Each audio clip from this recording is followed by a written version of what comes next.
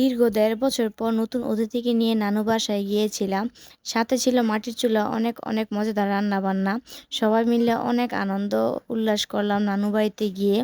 তাও আবার সবাই মিলে যখন একত্রিত হয়ে গিয়েছি, তখন কিন্তু আনন্দটা দ্বিগুণ পরিমাণ বেড়ে গিয়েছে। তো আজকে তোমার সাথে শেয়ার করব নানু বাড়ির একটি সুন্দর মুহূর্তের ভিডিও।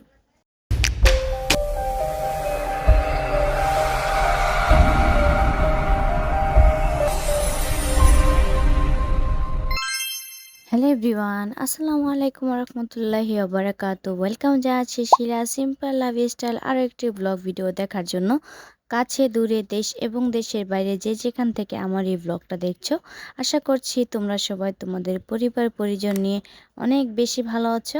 আলহামদুলিল্লাহ, তোমাদের দোয়া ও ভালোবাসা নিয়ে আমিও আমার পরিবার নিয়ে অনেক বেশি ভালো আছি। দীর্ঘ ১.৫ বছর আমরা সবাই মিলে একসাথে নানু বাসা যাওয়ার উদ্দেশ্যে বেরিয়ে পড়েছি। আসলে নানু নানা ভাই যতদিন বেঁচে থাকে ততদিন কিন্তু নানু নানা বাড়ি অনেক ভালো লাগে। তাদেরকে তখন ওই বাড়িতে গেলে ভালোবাসা ভালো লাগা সব কিছুই কাজ করে। তারা যতদিন বেঁচে আছে ততদিন কিন্তু যাবার মজাটা একটা অন্যরকম হয়ে যায়।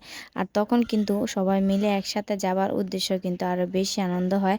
আমরা যখন আমার নানু বাড়িতে যাই তখন কিন্তু আমার খালামণিরা সবাই একসাথে যায়, তখন কিন্তু আমাদের ভীষণ আনন্দ হয়। আর পাশাপাশি সবার ছেলেমেয়েরা তো আছেই, আমরা ভাই বোনেরা আছে, আমাদের ছেলেমেয়েরা আছে, সবাই মিলে কিন্তু মজাটা আরও বেশি বেড়ে যায়। তো আমরা কিন্তু ইতিমধ্যে অলরেডি অনেকটাই কাছাকাছি চলে এসে পড়েছি। চারদিকে ছিল বর্ষাকালের সময়, তো চারদিকের ভিডিওটা দেখো, ভিউটা মাশাআল্লাহ খুব সুন্দর। অলরেডি কিন্তু ইতিমধ্যে আমরা বাসায় চলে এসেছি। আমাকে রেখে সবাই চলে যাচ্ছে। দেখো গাইস, আমি কিন্তু পিছনে পড়ে গিয়েছি আর সবাই কিন্তু আমাকে রেখেই কিন্তু বাড়ির উদ্দেশ্যে রওনা দিয়ে ফেলেছে। যেহেতু আমরা দীর্ঘ সময় পর নানু বাসায় এসেছি, তাই ভেবেছিলাম আমরা কিছুদিন থেকে যাব। আমরা আমার নানু বাসায় 2 দিন ছিলাম, কিন্তু 2 দিনের মিলিয়ে কিন্তু আমার ভিডিওটা করা। পরের দিন যখন আমি গোসল করেছিলাম তখনকার কিন্তু এই ভিডিওটা গোসল করে আমি একটু শ্যুট করছিলাম।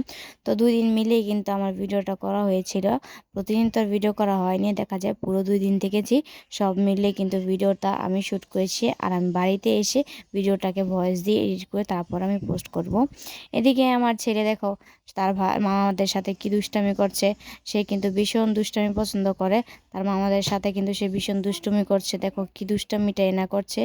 তো তার দুষ্টুমি করতে করতে এদিকে আমার আম্মু রান্না বসিয়ে দিয়েছিল। তো আমি কিন্তু সবাই যেহেতু মাটির চুলা রান্না খাবো, তো মাটির চুলা রান্না কিন্তু যাই রান্না হোক না কেন সেটা কিন্তু দ্বিগুণ পরিমাণ স্বাদটা বেড়ে যায়। কারণ গ্যাসের চুলা রান্না খেতে খেতে এতটা বিরক্ত হয়ে গিয়েছি যে মাঝে মধ্যে কিন্তু মাটির চুলা রান্না খেলে কিন্তু ভীষণ মজাই পাওয়া যায়। যারা মাটির চুলা রান্না খেতে পারে না একমাত্র তারাই বোঝে এর মর্মটা, যে মাটির চুলা রান্না কিন্তু খেতে ভীষণ মজা। আম্মু এদিকে রান্না বসিয়ে দিয়েছে। আমার নানু বাসায় আসলে সবসময় সব ধরনের রান্না বান্না আমার আম্মুই করে, কারণ আমার আম্মু ছিল বাড়ির বড় মেয়ে।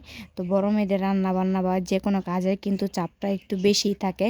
যেমন আমরা সবসময় যাই তখনই কিন্তু আমার আম্মু রান্না বান্নাটা করে। আর তার থেকে বড় কথা হলো আমার মায়ের হাতে রান্না এতটাই মজা, সবসময় বলবে আমার মামা আসলে যে তুমি আগে আপা রান্না করো, কারণ তোমার রান্না সবচেয়ে থেকে বেস্ট। তো কী কী রান্না হয়েছে আমি কিন্তু দেখিনি, কিন্তু পরে আমি গিয়ে শ্যুট করেছিলাম এখানে যা যা রান্না হয়েছিল।